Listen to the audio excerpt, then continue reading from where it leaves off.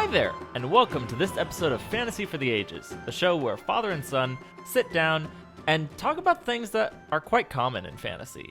I'm the son of that equation, Zach. And I'm the father, Jim. Great to have you with us again here today, this time for one of our midweek specials. And this one will be special. Indeed.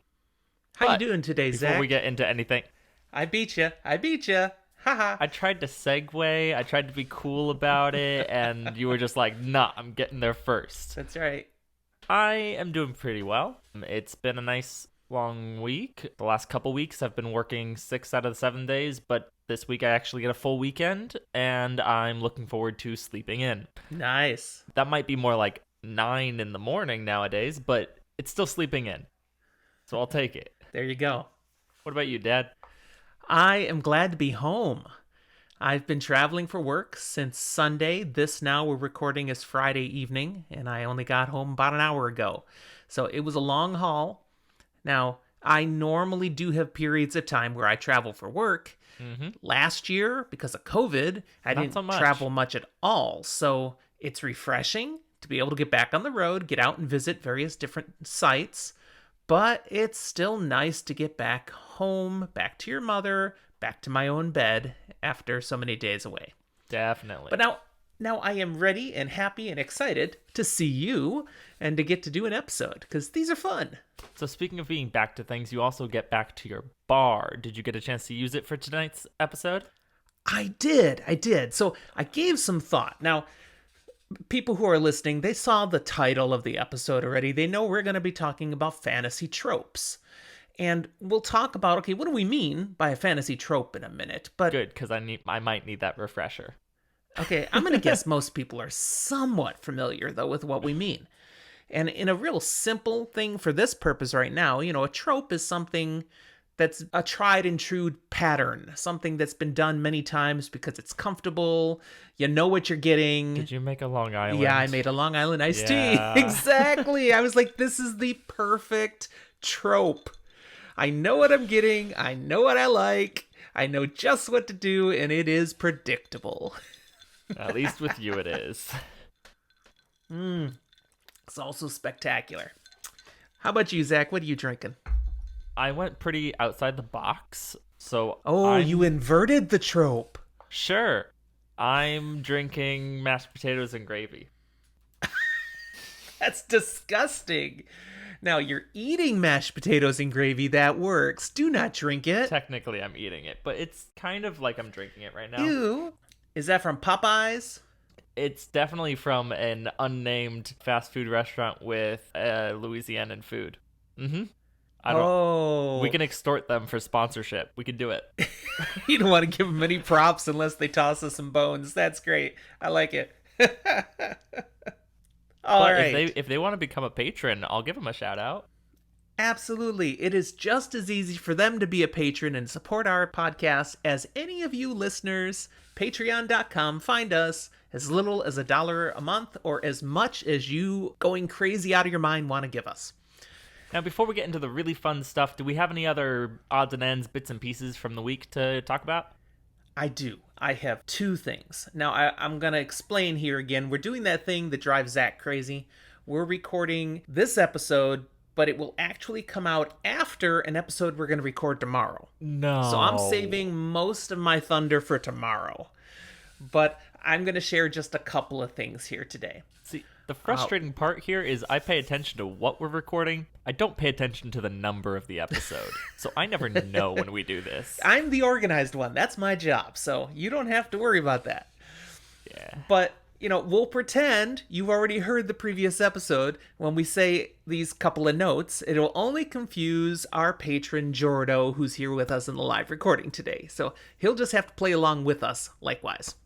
First, we've started this week in our Discord server a new channel called Ask Jim or Zach.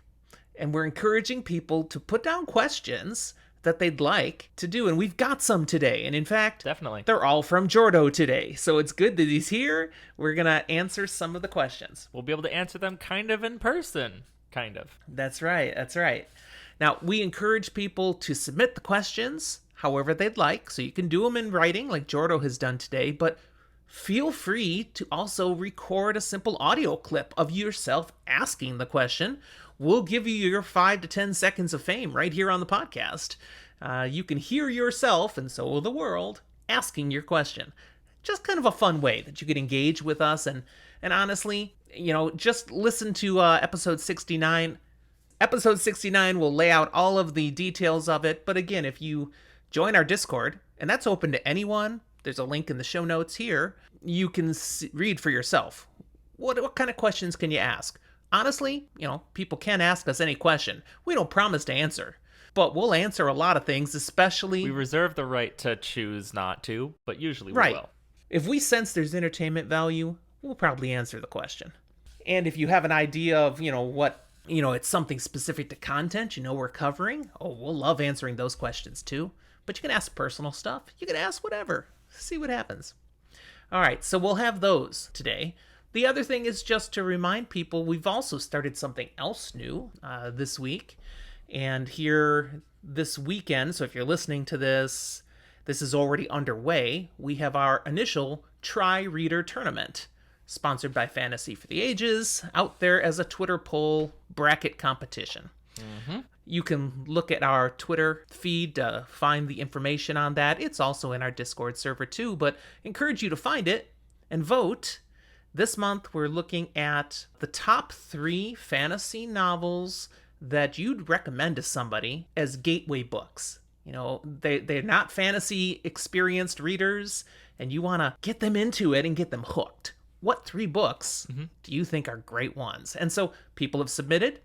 We have 18 people in the bracket. Yeah, the deadline for submitting is still 8 o'clock tonight, our time. So people have a little over 2 hours still. We already have 26 submissions. So we'll have some prelim rounds, and we'll see how many more. It'll be great. And whether you come to this now in time to vote or years later and try to find it stumbling somewhere back in our Twitter, you'll be totally able to use this as a jumping off point to get other people into fantasy. These are the books you would recommend. So while we'll eventually get the best 3, you might find there are 16, 17, 57 different books in there that are great intros for anybody. There's already a few books that have been suggested I haven't read that I'm having to add to my TBR. So it's getting longer again. That's a great benefit for anybody, though. Yeah, you're not finishing that ever.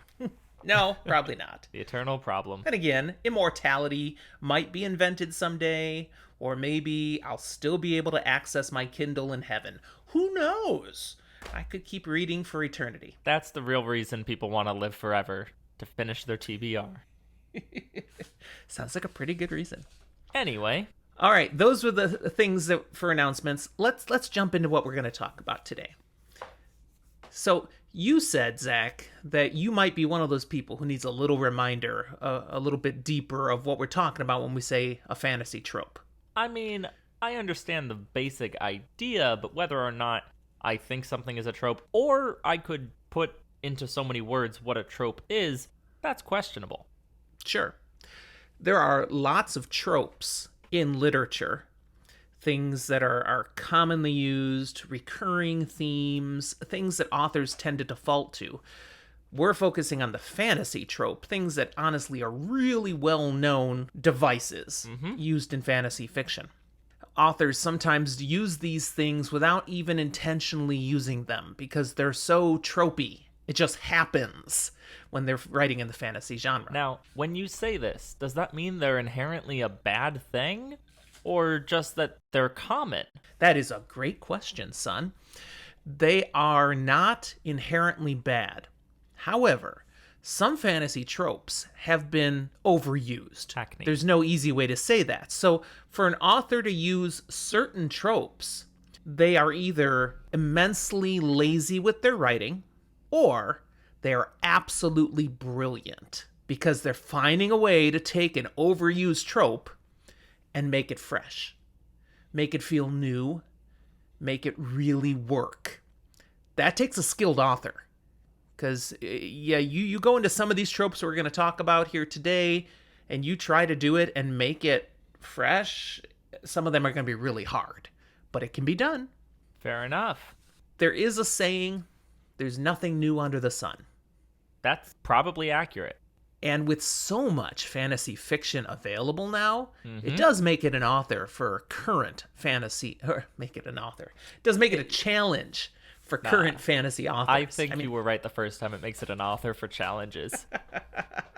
But I mean, seriously, think about how do you write in an original manner? I have a friend who is an author. He's one of our Discord members, too. He's an author in that it's his heart and intent. Okay. But he hasn't been able to get published yet. Gotcha. He is writing in the fantasy genre, specifically YA. And it has been hard to be fresh, to not just fall into the common designs. And then not fall into the common deviations from the design, or the deviations from the deviations of the design. Right. Authors have tried so many things already, and how do you not just copy someone? How do you do it better? This episode is not going to help aspiring authors to not copy someone. Not at all. Instead, we're just going to talk about and probably explain a little and then poke some fun at and rip on some of the common fantasy tropes that are out there. As a disclaimer, some of these things might be things that we actually enjoy seeing in books, and we might even comment on that, but some of them also might be things that we're just plain sick of. And we may rip it to shreds. I would say, for me, none of these tropes are things I never want to see again. I just want to make sure I see them done well, fresh, tastefully, not just because the author couldn't think of anything else. That becomes boring. I'll say there are pieces of what we'll talk about that are things that I don't want to see. Okay. Not really. Well, feel free to expound on that as we work our way through our list. We actually have 11 different tropes we're going to jump onto, and some of them have sub-tropes, so we'll see where we go with this. So let's go, starting off with the first one, yes? Yes, trope number 1, good versus evil. This is your very epitomistic, you've got a good side, you've got a bad side, it's the light, the darkness, you've got your straight up good and evil, like you said. There is no moral ambiguity, nothing in between. It is the forces of evil trying to destroy the world and the forces of good trying to save it, or something along those lines. Yeah, I'm still stumbling here at the word you made up for that. Epitometic or something. Epitomistic. I know what you were trying to say, but that was not a word. It's a descriptor saying it's the epitome of. That's correct. That's what you want to say. So it's epitomistic. This is where I insert English is hard. You know what? If I go with it enough and it catches on, it could get added to the dictionary. Yeah, not that one. No one would know how to spell it. It was a mess. No one knows how to spell epitome. It's fine. So, okay, good versus evil. Obviously, any good book has conflict. It makes sense. There's good versus evil. The tropey part of it is when you've got such an obvious good against such an obvious evil. A basic example of this would be Tolkien with The Lord of the Rings. You've got the forces of good against Mordor, the forces of evil, and all the good band together, and all the evil is really evil and trying to circumvent the good. Now, Tolkien does go ahead and, slip in some evil guys to mess with some of the good and kind of try to make it shady, but still, the good people are good. The bad people are bad. And it's usually situations where when things eventually get really revealed or resolved, the poisoned good becomes good again, or the good that was corrupted goes fully bad. It doesn't have any in-between or go one way and actually get redeemed in a different way, kind of. Yeah. It's very polar. The closest to kind of getting muddied there that I might mention is the name of the guy from the Fellowship who was from Gondor. Pop quiz, Zach. Boromir?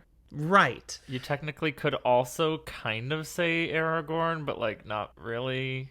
No. If we're talking technical... Good. No, I was saying you gave me the description, the guy in the Fellowship from Gondor.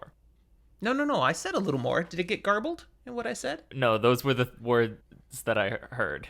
Well, before I said that, I said someone who's got a little gray and messy with whether he's good or bad. Yeah, no, I heard that. I just, But then you said, so it could also be Aragorn? No, it can't. See, that's where I'm talking about. Anyway, tangent aside, what about him? Well, Boromir, he's part of the good guys, and yet he seems to have that darker side. And in his final moments, or almost final moments, tries to steal the ring from Frodo. That's a bad move. He's a dark guy. No, he's not a dark guy. He was confused about what was the good thing to do. He truly was trying to do what he felt was best for mankind, for the world, and of course for Gondor. Arguably, in that situation, his actions weren't fully entirely his own. Rather, it was a force of evil, forcing him to do it through its manipulation. I think we have a difference of opinion there. The ring was tempting him to take it. It wasn't just his personal choice. The ring wanted it. You think the ring was influencing someone who wasn't touching it at all? Absolutely. The ring influences everyone around it, whether they're touching it or not.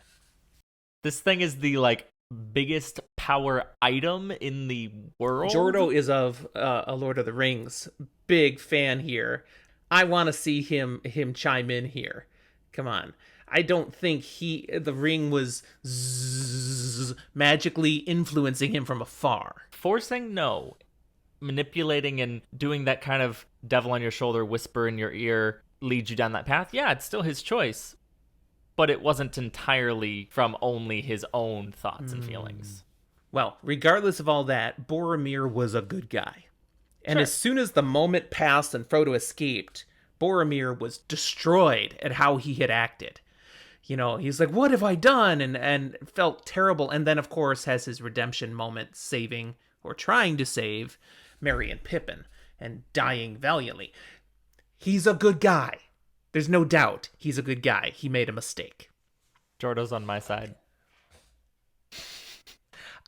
You could read Jordo's words there. Again, we're not going to read all of Jordo's comments here. If you want to see what's happening in Discord, people, you got to join us, become a patron, and be part of the live recordings. But I'm going to say Jordo's kind of on my side, and Zach's going to say Jordo's on his side. Right. And we'll just roll with that. I think we've been pretty clear about what the trope is. I'm going to just throw in my 2 cents and say there's nothing wrong with a good versus evil. It sets up clear stakes. However, I do personally find myself most of the time enjoying the morally gray characters more. I think they're more realistic and give more depth to the actual character. And that's it exactly. That's the issue with the good versus evil trope, is when it's too black and white. Now, a better example, more recent than Lord of the Rings, of good versus evil, but it not being quite so clear, is Joe Abercrombie's The First Law. On my list, have not read it yet. First his trilogy and then the whole series that he's written. You've got a lot of very, very gray characters, and it's honestly hard to tell who's good, who's not. There is, particularly in the original trilogy, there is a good side, and they are on a quest and fighting against some bad sides. But then it does get a little muddy as to, are the bad really bad? And maybe the good wasn't so good. Let's just put it this way. The characters' alignments aren't necessarily lawful good and lawful evil. There's some neutral and maybe chaotics in there as well. Sure. That's enough with good versus evil. Let's move to our second one. What we got next? Another major fantasy trope is magic. Is that a trope? It is. I mean, what's fantasy fiction without magic? I feel like it's just a facet of fantasy. Magic in and of itself isn't a trope. I mean, it can be used as one where, magic being the answer, I guess. Here's how I'm going to say it's a trope.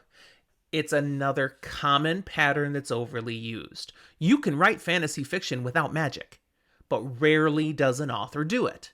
It's a default.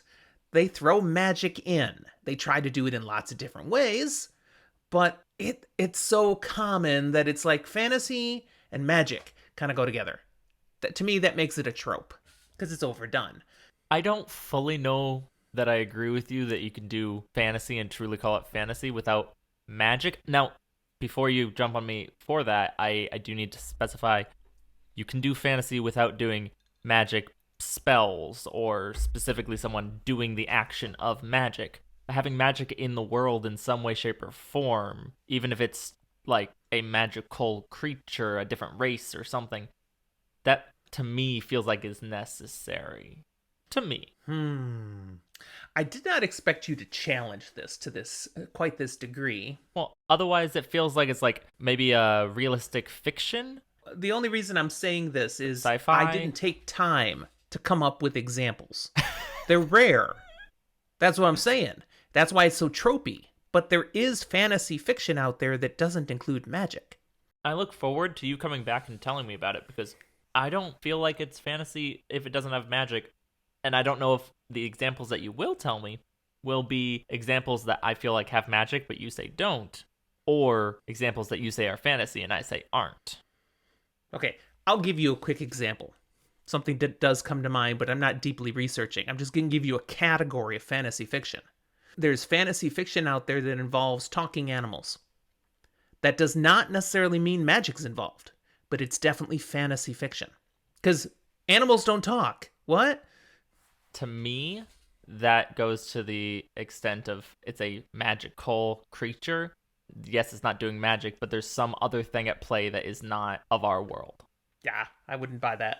Now, we're going to have a difference of opinion on this one. And we would welcome our listeners to let us know, hey, yeah, I know stuff that doesn't have magic, and help bolster my claims here, people. Let us know. But when we get down to magic, I'll also say I don't have a problem with magic in fantasy fiction, but some magic is better than others. Some is lazier than others. And this is something that's been morphing over time. And we've talked about this in previous podcasts when we talk about the difference between hard magic systems and soft magic systems. Mm-hmm. Soft magic system, like Lord of the Rings, like the Rift War saga by Raymond Feist, where the magic just kind of serves the purpose of the plot. You don't understand how it does what it does. That's not the point of the author. And so it's very higgly-wiggly and just does whatever's convenient. There's nothing wrong with that. It's just simple. But it takes more work to create something more unique, less tropey, more specified. Brandon Sanderson is one of the authors, does a great job of that. We've talked about Mistborn, for example. Hard magic, well-defined, follows clear rules, less tropey. Not everyone is a fan of the hard magic systems over, say, softer magic systems, and some people love the simplicity and the unknown that magic allows.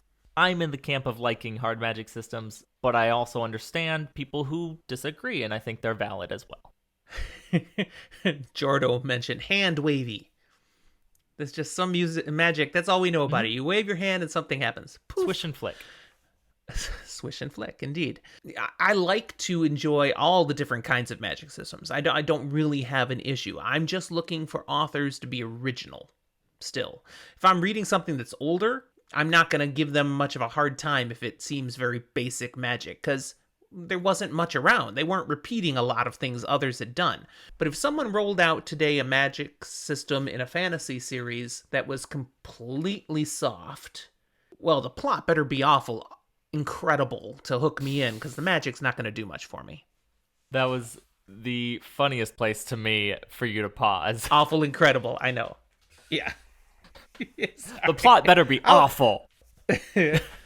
I could lose that pause in the editing, but thank you for highlighting it and making more that I have to then edit out. Keep it. I enjoy it. Now, Jordo makes a good point that some people aren't so keen on hard magic systems when authors like Sanderson take too much time explaining the details of why the magic is working when they don't care. They just want the story to move on. Wheel of Time is one of those, where honestly, Wheel of Time is mostly a soft magic system. There's a little bit of details explained, but there's a lot that it doesn't go too deeply on. It's more about the story and the characters than really the magic. If they spent a whole bunch of time talking about the magic, the books would then go on to be 20 books, because he already spends a lot of time talking about the clothing and the architecture and the worlds and the countries, and we don't need to know the magic too.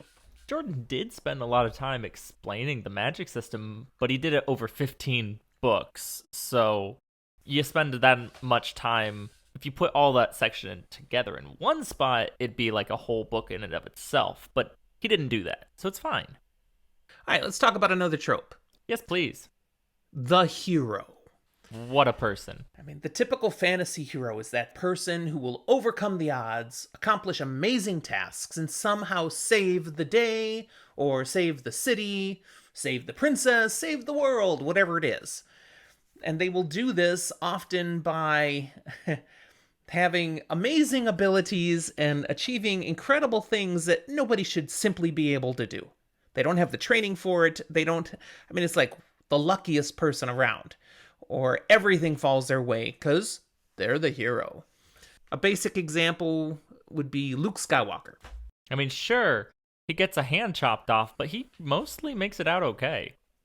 Heck, he gets a hand chopped off and he's still taking people out with lightsabers and force powers later on in the series. He's a hero. Everything works out in the end because he's the hero. A better example is Harry Dresden from the Dresden Files, where he's got to work a little harder at it sometimes, and I have not read all of the Dresden Files yet. I'm still working my way through, but what I've seen so far, he's the hero of the story, but he has issues being the hero of the story. There are definite problems. There are bad things that happen that stay with him. But in the end, he's still going to win out because he's the hero. Now, to me, being the hero often kind of has this feeling of it's just the protagonist if you have a good versus evil. But where it becomes tropey for me is when you have these various different subsets of this hero, the different things that they might have, the different origins they might be, and these possibilities are where it gets tropey, and I don't like it so much. The hero itself isn't a problem, but these additions onto it, kind of. Okay. What's one of those, Dad? The additions would be being a Mary Sue. A what? Okay, where a Mary Sue, it's a saying that has to do with a character who has shockingly unearned and unwarranted abilities. Like the hero who jumps into a spaceship and flies it, but has never flown a spaceship in their life. Huh? How can you do that? Well, because you're the hero and the author needs you to be able to do it. Yeah. A lot of this one, to me, it gets very frustrating because you get these unknowns, these relatable characters, even if it might be some random person off the street, or a common one people like is like a farmer. And you need to be able to have them working on epic proportions. So you power them up. But, give us a good reason and development for it, please. Don't just force it magically. Now, wait. Another thing is that a farmer. Another overused one for the hero is the orphan. The person whose parents are gone and they've been raised in an abandoned orphanage, or raised by someone who adopted them into the family for no particular reason, and sometimes they don't know all of their past, and really they're connected to some amazing people, and that's why they'll be a hero. It's been done and done and done again. I had a friend when I was running D&D kind of games, a different one every week, and so different characters every week, and this friend started every single backstory about his character. Like, he would introduce his character by saying, most people have parents. And it was just a running gag that he always started it with that. Because it's a trope. Yes. One more thing I'll throw in with the hero that's overdone. We've talked about it a lot, connected to Wheel of Time, actually, in our regular Wheel of Time episodes. Plot armor. The hero has plot armor. There are things that will not happen to this person. They will make it through the most ridiculous, terrifying, death-defying experiences because they're the hero.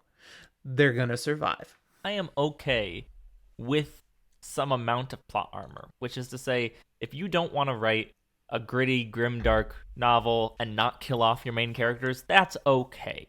But I personally sit on the side of you should be willing to let them get injured, sick, near-death experience, or have some other form of maybe psychological damage to them in a way that we can see. Make them human. Back them off of that Mary Sue for a little bit.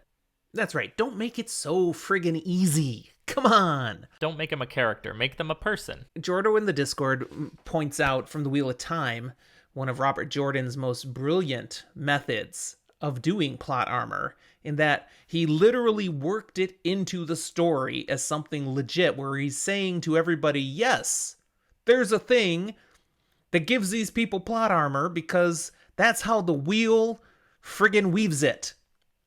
Taviran.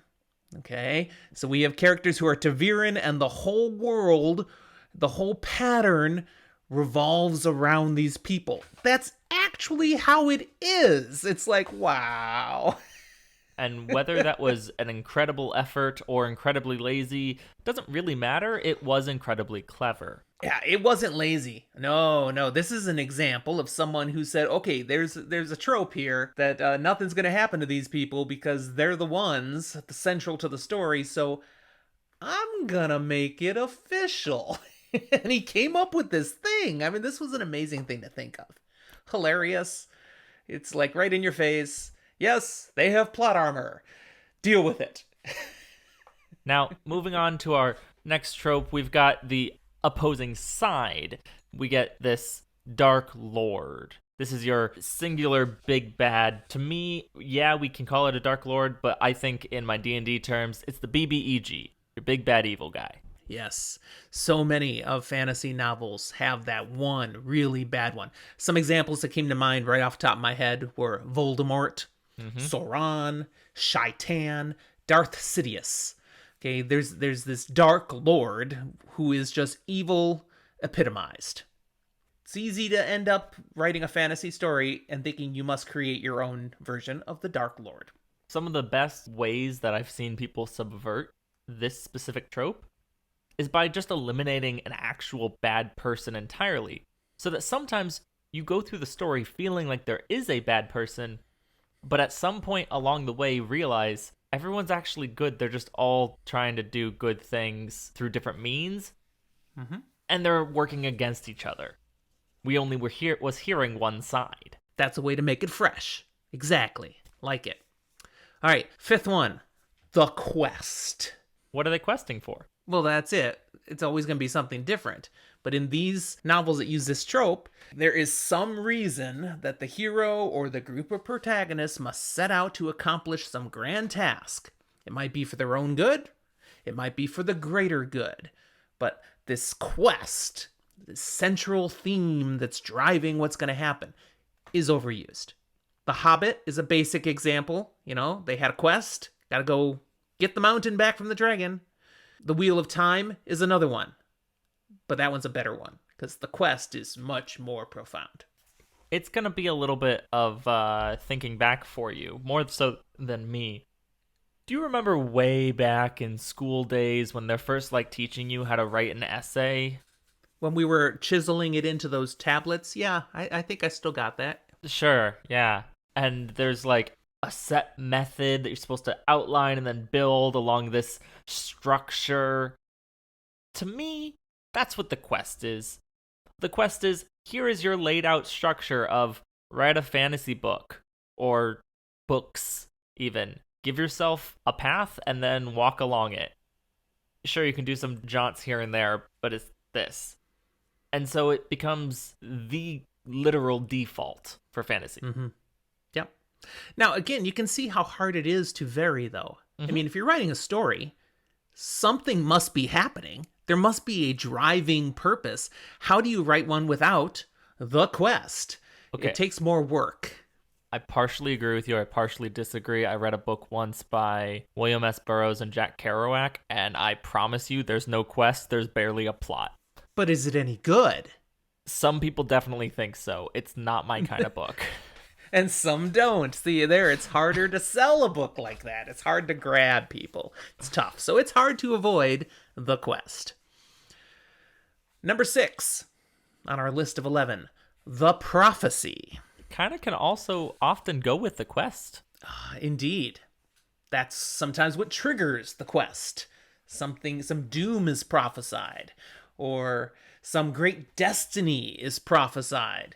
Basically, someone learns out through a prophecy what must happen, or what will happen, or again, what a character's destiny is, or maybe why people are going to try to kill him or her. Whatever, it triggers then action that has to happen. Prophecy. My personal favorite way to subvert this is when authors give a prophecy. They go all in on it, but the prophecy is utter bullshit.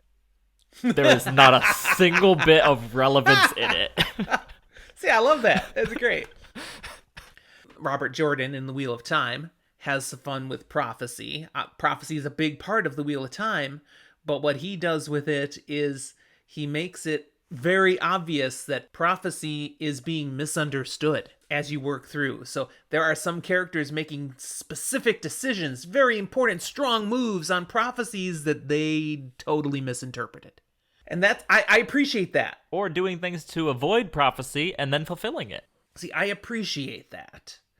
Because it's lazy to have a prophecy that tells you what you need to do, and now you go out and fulfill that, and that's the story.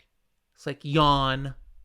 I also think a clever way of using a prophecy is giving a prophecy that tells them what to do, and they go try to do it, and it's not necessarily set in stone that they actually can do it. The prophecy doesn't necessarily have the truth aspect. It's not like this is prophesied so it will happen, but rather this is prophesied so people are going to try and make it happen. Mm-hmm. I'm still loving the whole idea of prophecies that are just absolute bullcrap. And that's driving the story. That's great. All right. Number 6. This is our halfway point. This one is so incredibly overdone. Doesn't make it bad. The medieval trope. That fantasy is set in basically a medieval European setting. You got your castles, you got your nobles and royalty, your peasants, your knights, all of it. So many fantasy authors use this setting. Why? There's so much else you could do, so much more creative, and yet it is the default. And in my opinion, that's Tolkien's fault. Because he did such a great job giving us fantasy that has a very medieval vibe to it. The warfare, the city structures, and monarchical systems is great. But then also goes everything that comes after it that goes, this is fantasy, means we're all there. There are plenty of things since, especially in the last 20 years, that we're getting even more and more variation, jumping out of this time period and vibe. But yeah, there's still a lot that's there. And that's not a bad thing. I do enjoy reading that. A problem with it is it really appeals to the Western European heritage. Yes. And it therefore somewhat disregards the rich diversity of cultures and history that you could be drawing from. Absolutely. So we do have some of our more current authors who have gone to other settings that have created fantastic fantasy experiences, but it does take a little more work. You got to do your research, or you have to be more imaginative to be, something unique. And I appreciate authors who do that, who step outside. That said, if someone's going with the typical medieval European setting, nail it. Do something special. Make it cool. Don't be lazy. Have you ever read... What? What's up? Something that does kind of fall into that setting. Yeah. And is also full of tropes on purpose. Okay. You ever read Piers Anthony's The Xanth novels? We talked about them way back at the beginning of the podcast. No, I know you've mentioned them to me, but I've never read them. Just good, hokey fun. Now, some would not agree with that because there are people who, when reading it, would go, this is horribly inappropriate. And it has to do with the context of when they were written versus how people look at the world today. The word canceled appropriately applies to some of what you find in the early Xanth novels. Mm. That said, if you can set that aside, recognize the time that things were being written in and just read it for what it was and not judge it based on current culture mores, then you may enjoy them. They're good because they basically just run with, what's the word I want? I have no idea what cliches? You're going for. Idioms? They run with cliches and idioms and just turn things hilarious based on stuff like that. It's not worth me sharing more, but that's something fair. That's a medieval type setting, but it's not doing the traditional medieval stuff. Will I read it? Probably not, actually, just because there's a lot of other things out there to read that I don't have to do that. Oh, yeah, there's much better fiction out there now. But I read a bunch of them years and years ago. I don't regret it. It was good entertainment back at the time. All right, number 7. Mm-hmm. Fantasy creatures. Now, you're probably going to say you got to have fantasy creatures, right? No, actually, I'm not. But what I am going to follow up on this is fantasy creatures having fantastical creatures is not in and of itself what I would say being a bad use of the trope. However, the reason this really is a trope is fantastical creatures are often seen as necessary in terms of like magic is or a medieval setting and stuff like that. But then you go a step further and you've got ones that are very, very common, like dragons, one of the most classic fantasy creatures, but it's so overdone that Dungeons and Dragons almost never actually has you fight a dragon. Well, that's because they're overpowered. But I'd also go, you can use dragons, but be original. Some authors in modern times have written dragons in the stories, but in very fresh, new ways. That's awesome. Doing the same boring, traditional dragon, that's a trope now. Stop it. Some of these that definitely fit the trope are elves, dwarves, gnomes, trolls, goblins, giants, centaurs. You can still use them, but try to be original because they've been overused. And to an extent, it makes sense. We're pulling from the mythologies all over the world. There's a lot of variation that's wonderful. Some of my favorites that are kind of different takes on things come from the Witcher novels because they come straight out of like Polish folklore, which is something that we don't get a lot of exposure to in my life, at least. And so it's things that like I recognize, but are different. It's very cool to see. But you also can go so far as to try and invent your own new races from mixtures of other things or just your own imagination. It's a great place for creativity, but it is super... No, what's the word I want? Ubiquitous? Is that the everywhere? Yes, that's the right word. You used the right word, Zach. Ubiquitous. I can't speak English, but I can sometimes words. I will point out 2 other examples of ways that you can still draw on the tried and true characters, but make them fresh. Terry Brooks, in his Shanara novels, has elves, dwarves, trolls, but he used them very differently than was normal. They're not just the same old fantasy creatures. Okay, so it was fresh, it was new. Likewise, Robert Jordan in The Wheel of Time, he uses some of these, but he doesn't call them this. And they are different, but you can see he's drawn from it. Like ogres. Well, he's got ogiers.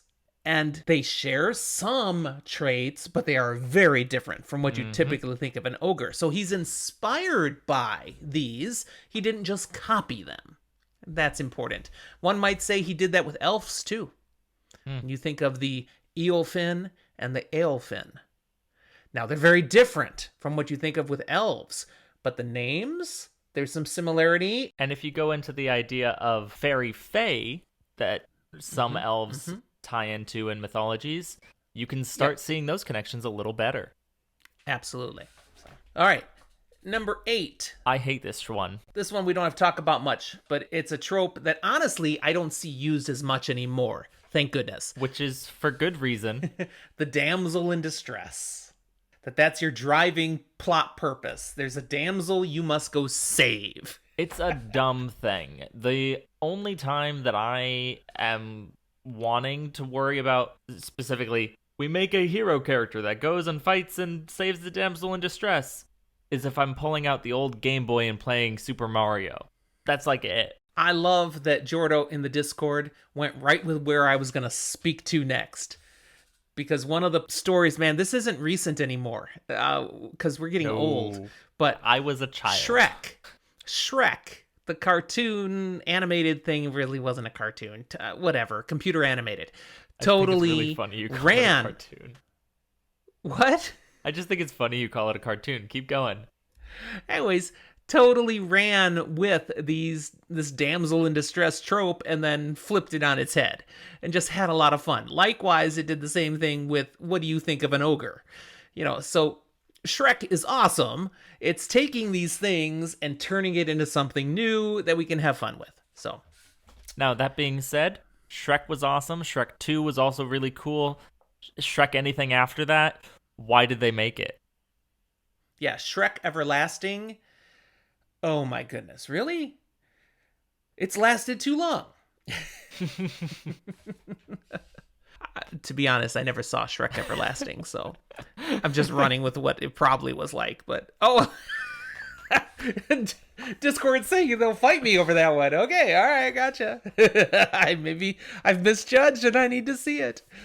If we get hate mail over that, I'll be like, wow, we got mail. We've got mail. Still, so that's fine. All right, number 9. The magical artifact that can save the world / defeat the Dark One / fix everything. Heavily used. What are some examples?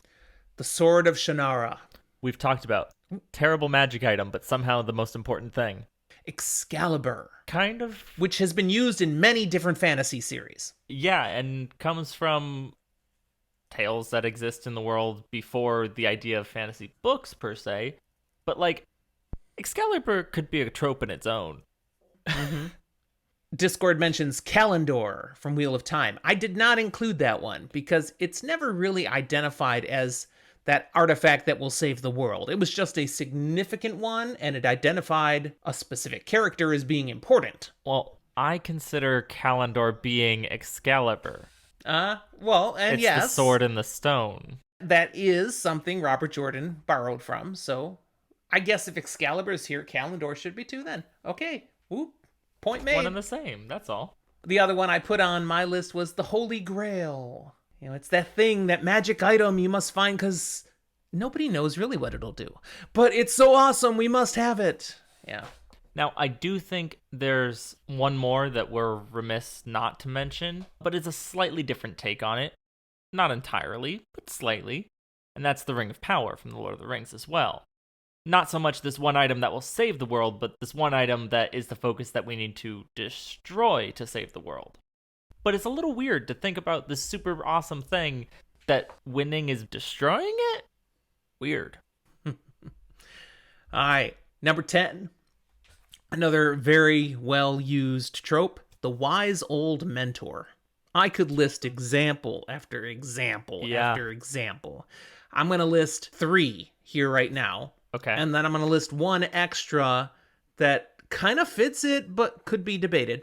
Okay. Gandalf is like the classic wise old mentor. Correct. Professor Xavier from the X-Men Marvel Comics. You just say that because he's bald. Another one. He's the one who's the older, wiser mutant who can teach them all. I'll give it to you. Obi-Wan Kenobi. Space wizard himself. Now the one that's would be Moraine. Okay, just because she doesn't look old doesn't mean she's technically not.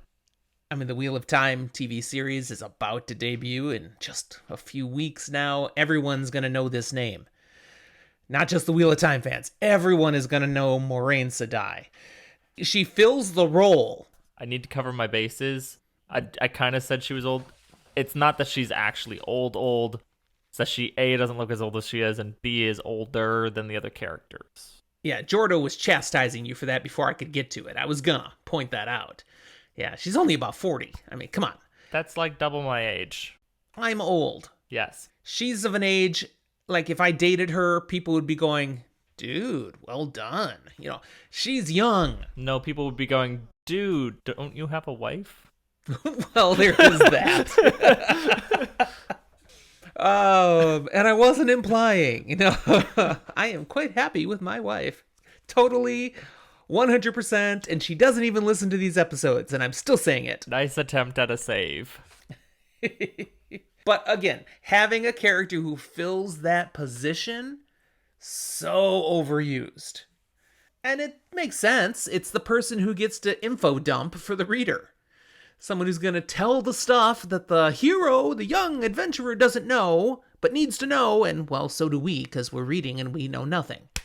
Personally, I like using, and you could argue this is a different trope in and of itself, but I like when authors use written texts or artifacts to fill in gaps rather than an individual. Because it becomes exposition when it's an individual rather than exploration when you find tomes or objects or depictions and the characters have to piece together that information. Okay. All right, we've got one more trope I want to put out here. Now, Okay. I want a little disclaimer. I did some research for this episode. I mean, we've read a lot of fantasy. We know the tropes, but I did some research. What are things out there that people also agree and identify as tropes?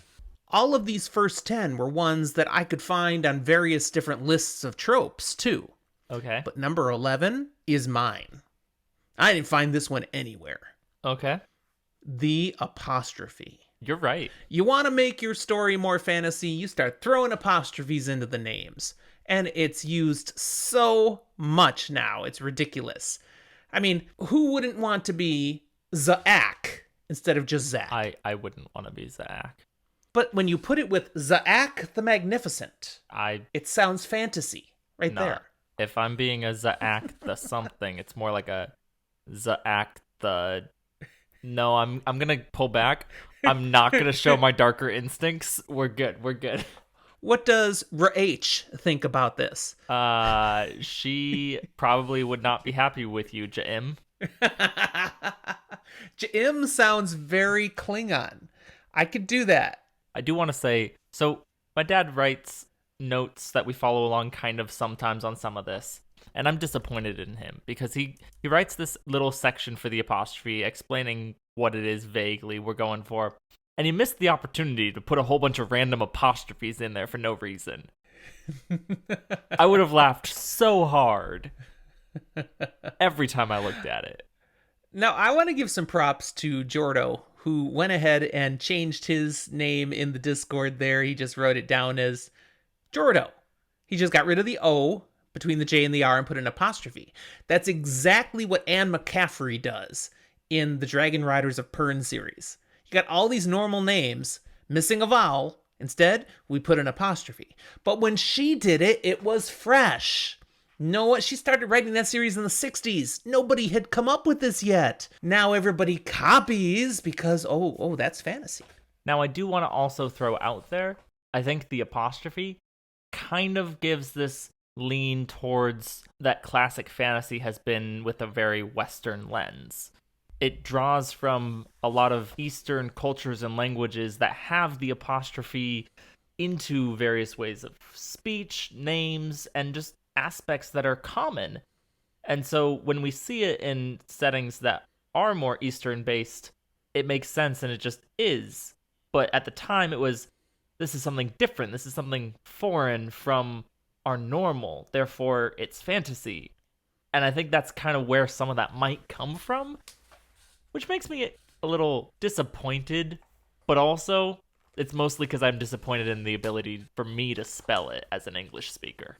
All right, if there is one takeaway from this episode for any of our listeners, I really hope it is that they're going to notice how many friggin' apostrophes show up in their fantasy reading nowadays. It's a lot. They're like, oh yeah, it was just fantasy. We didn't really think about it, but now they'll be like, oh my lord, there's another apostrophe. Oh, there's another. Oh my goodness. It's not just names.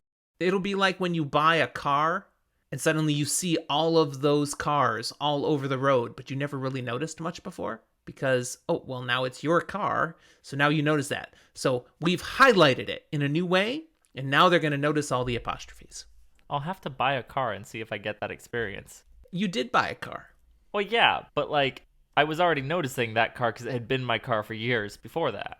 And they don't produce it anymore, so don't look for new ones. No. They don't even put the actual type that it is on forms for, dealerships. Oh my goodness, I said that thing about a car, and then I looked at the Discord and saw Jordo made the same comment. And I hadn't seen it first. He gets that. He thought I read his comment. I'm like, no, it just validates the comment because no, I didn't see that yet. Oh, that's hilarious. Yes, you buy a car and then you see everybody who has that car right away. So I want to start seeing a lot of Porsches, but that's not going to happen. Yeah, I don't think you're going to buy a Porsche. Exactly. You're too young for a midlife crisis. No, I'm too old for the midlife crisis now. Sorry, it's true. Oh, yeah, Christmas list, Jordo suggests. You don't know Judy as well as you think you do. And I'm not getting it for him. Okay, the best thing fantasy tropes, I would posit now in today's age, have given us is the gift of inverted tropes. where authors have had to come up with, what do I do that's fresh? And they've taken tropes and laid it out, setting you up like you think you know what you're getting, and then bam, psych, totally twisted on you. And you have something completely different. Mm-hmm. The entire grimdark genre is based on inverting the trope like this. And of course, there's enough grimdark now that we're starting to turn grimdark into tropes. But nevertheless, I still find it valuable. I came up with some great examples of novels I think have gone and inverted tropes, novels and series, that I'm just going to throw out here. If you haven't read any of these and you want to experience inverted tropes, these are ones you might check out. Okay. Again, I mentioned earlier the First Law series by Joe Abercrombie. I need to check that one out. One you have read, Zach, A Song of Ice and Fire by George R. R. Martin. I will not finish that one. Neither will he. Stephen Erickson, Malazan, Book of the Fallen. Now, that's a series on my TBR, and there's a lot of books to it. The core series is 10 books long. We'll both get to that. I understand there are aspects of what he did with certain characters, certain classes, that is very inverted. But I didn't dig deep because, again, I hate spoilers and didn't want to know. Brandon Sanderson, he doesn't invert a lot of tropes, but I found Warbreaker to have some definite examples of inverted tropes, if you think of what he does with certain characters. Yeah, Would you agree? I don't think he necessarily inverts a lot of tropes, but I do think he does his best not to always stick to them either. He's one that often does try to do something different. Not always succeeding. Mm-hmm. Robert Jordan in The Wheel of Time. The one aspect that I definitely say he's inverted the trope is how he's made women much more prominent than men in many ways for the series, which is not what you expect. That's what people are going to encounter in the TV series for sure, where they've led with Moraine Sedai basically as the star of the show. What? Which, to me, if that is a trope, is more just disappointing. But it is what it is, and we're inverting it now. We're changing it. Last one was one I got from a different website when I was going inverted tropes. What are good examples? And typed it in. But I've read it. And yes, you had read it, so I put it in to see if you would agree. Lev Grossman's The Magicians. Does that invert tropes?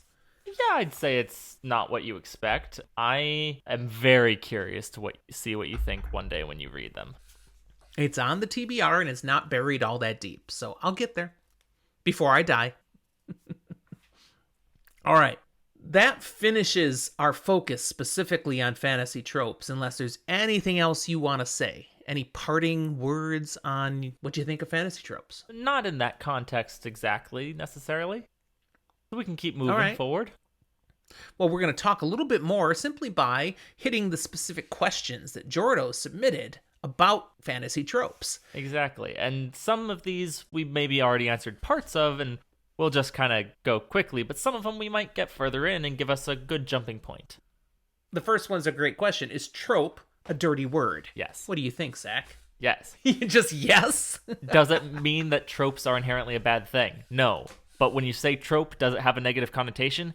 Absolutely. Trope is a dirty word. But when we understand that you can use a trope to do amazing things, such as by inverting it, you can have some fun. It doesn't have to be bad. But you're not calling it tropey if you think it's good. True. Now, speaking of tropey, what makes something tropey? Jordo's specific question was, what makes a cringy trope cringy? What would you say to that? Truthfully, I say one of two things.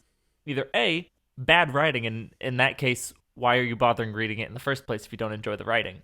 And two, your own personal reader experience.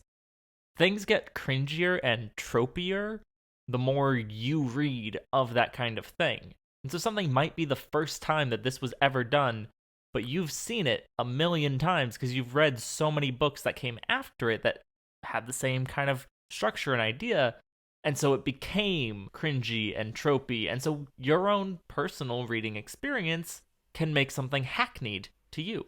I don't have much to add to that. There are some fantasy tropes you'll experience that because you don't have the experience with seeing it over and over, it doesn't feel cringy to you. but another person will read the same thing and go, oh, what? Oh, how lazy. That's horrible. Yeah. So we definitely bring our own experiences and filters to what we read. All right, here's the next one. What makes certain tropes enjoyable to encounter over and over again to you personally? So we each have to think about that. What trope or tropes do you just like seeing again and again anyways? Well, considering what we've placed in our tropes, one that I argued was potentially not a trope, magic. Because I do think it's a really fun aspect to dive into with fantasy, and in and of itself can go so many other ways. It's one of the reasons that I return to fantasy over and over again. Well, I can't argue with that. I agree. I enjoy the fantastical, the magical, and all the different ways it can show up, whether it's urban fantasy with the Dresden Files, or it's the Wheel of Time, or the Rift War cycle, all the different ways that magic can come into play. Yeah, I love it. But I'll also say, I really love the apostrophe. See, I considered doing it just because it would be funny, but I knew you weren't actually gonna do it. Okay. I tried to get you once upon a time to read The Dragon Riders of Pern, didn't I? I read some of it. You read some of it. Yeah, I mean, there's enough books in it that I didn't read all of it. See, I don't understand that. I don't understand how you'd only be able to read some of it. Well, you tried to get me... You didn't connect with that. You tried to get me to read it when I was 6. So maybe you should try again at some point. At some point. It's on the list to go back, and even if I remember bits and pieces of plot arcs and stuff, I'm okay rereading some of these bits to fill in the gaps for the rest. It so excellently features apostrophes. I'll get there. But it does show up in our best gateway fantasy competition as well a number of times. That's fair. I'm not the only one that really values that as something. And it was one of the earliest fantasy fiction series that I read. To be honest, I think it was the first super long series that I read. I remember you handing me a large purple book that I think was actually 3 books. That was the Harper Hall trilogy, and that by itself was submitted by somebody for our competition. I think I read all of that. I don't know if I read anything else. All right, one last question for today. Why do you think any given trope might be a positive experience for one reader, but a negative experience for another? I think we've kind of answered this. Yeah, right? I was going to let you take a spin on it because I feel like I answered that on the previous question. Oops. You did. But I'll also add to it that it's not just reading experience, but also personal experience. Mm-hmm. That, we bring our own life experiences to what we read. So when you think of the trope of, damsels in distress, people's personal experiences may make that one really something they don't like at all. They can't stand because they are so about women being seen as weaker and inferior and needing saving. That would be an example. They might be really scarred and traumatized by conjunctions, and so they just can't do the apostrophe. That could be. One never knows what they've been brutalized by apostrophes and contractions over. Oh, indeed. All right. Jordo, thanks for your questions today. Again, those of you listening, we'd love to have any of your questions tossed at us. We won't guarantee we'll always do 4. We won't always be able to take every question, but it's a great way for us to thank you for being listeners and engaging with us that we'll try to tackle some. We have some more for the episode you already listened to. Oh, there I did it again. So there's some that we're on what we're going to record tomorrow, Zach. Oops. Anyways, that's, I think, where we'll draw this to a close then today. Thank you for listening. All the usual things I say, I'm trying to shorten this up. If you're liking what you're seeing? If you're liking what you're hearing, please rate and review it anywhere you can. Feel free to get in touch with us. We love contact through our email or any of the social medias we're on. Twitter is the best.